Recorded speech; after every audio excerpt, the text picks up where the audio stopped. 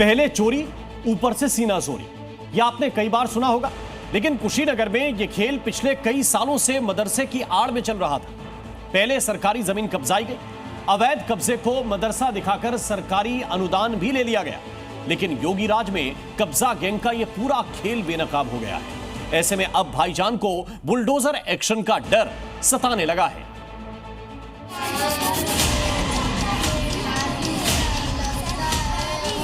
कुटथित दस्तावेज पेश करके उस जमीन को अपने नाम से कराया गया था। फर्जी दस्तावेज, जमीन कब्जे का खेल।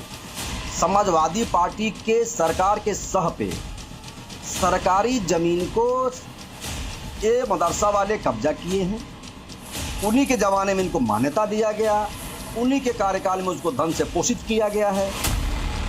छल से लिया सरकारी फंड, कब्जा गैंग को मिलेगा दंड।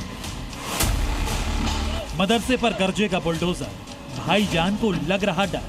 अब आपको इस बात की चिंता नहीं कि आप जहां पे आपका मकान है इस पे कोई दबंग या कोई दूसरा व्यक्ति जबरदस्ती कोई कब्जा नहीं कर पाएगा, क्योंकि वो सारा का सारा रिकॉर्ड राजस्व विभाग के पास मौजूद हो चुका है। अब कोई भी व्यक्ति आपकी जमीन पर कब्जा नहीं कर पाएगा। अवैध कब्जा गिरोह के खिलाफ सीएम के इस आदेश ने कुशीनगर के भाईजानों की रात की नींद उड़ा दी। इसी साल फरवरी में कुशीनगर की अवैध मदनी मस्जिद मिट्टी में मिल गई और अब बाबा का बुलडोजर किसी भी वक्त इस अवैध मदरसे को जमींदोज कर सकता है। दुनिया की आंखों में धूल झोंकने के लिए इस इमारत को मदरसे का रोक दिया गया है, लेकिन असल में ये इमारत कब्जा सिंडिकेट की मनमानी का अड्डा बनकर उभरा है। यह कब्जा बेहद चौंका देने वाला है। बता दें कि फाजिल नगर नगर पंचायत के वार्ड नंबर 15 धनौजी खुर्द गांव में यह मदरसा स्थित है, जो 1996 से सरकारी भूमि पे अवैध कब्जा करके बनवाया गया था। तहसील प्रशासन की मिलीभगत से सरकारी भूमि पर यह कब्जा करवाया गया था। जब यह मामले की जांच शुरू हुई तो जांच बेहद चौंकाने वाले थे। फिलहाल प्रशासन ने जांच के आधार पे जो मदरसे की जमीन कब्जा थी उसे पुनः ग्राम सभा को वापस करवाई गई है। अंजुमन इस्लामिया फैजुल उलूम मदरसा नहीं बल्कि धोखाधड़ी का वो ठिकाना है जहां सरकारी जमीन और सरकारी फंड का बंदरबांट चल रहा था। इस मदरसे की जमीन अवैध है, इस मदरसे को मिलने वाला सरकारी अनुदान अवैध है, साथ ही अवैध है यहाँ की गई भर्तियां।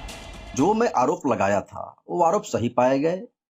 कुटथित दस्तावेज पेश करके उस जमीन को अपने नाम से कराया गया था और जांच में पाया गया कि तत्कालीन एसडीएम के ट्रांसफर के एक दिन बाद उनके डीएससी का प्रयोग किया गया था और डांगल लगा के उसको अपने नाम से कराया गया था।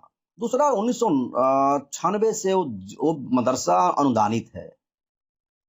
अनुदान लेने के नाम पर भी खेल किया गया। जब वो मदरसे के नाम से कोई जमीन नहीं थी तो अनुदान लेने के नाम पर खेल किया गया है। इस अवैध मदरसे की जब जांच की गई तो लेखपाल से लेकर एसडीएम और मदरसा प्रबंधक से लेकर कई सफेदपोश कानूनी शिकंजे में फंस गए। सरकारी जमीन को समाजवादी पार्टी के जमाने में समाजवादी पार्टी के सरकार के सह पे सरकारी जमीन को ये मदरसा वाले कब्जा किए हैं। उन्हीं के जमाने में इनको मान्यता दिया गया, उन्हीं के कार्यकाल में उसको धन से पोषित किया गया है।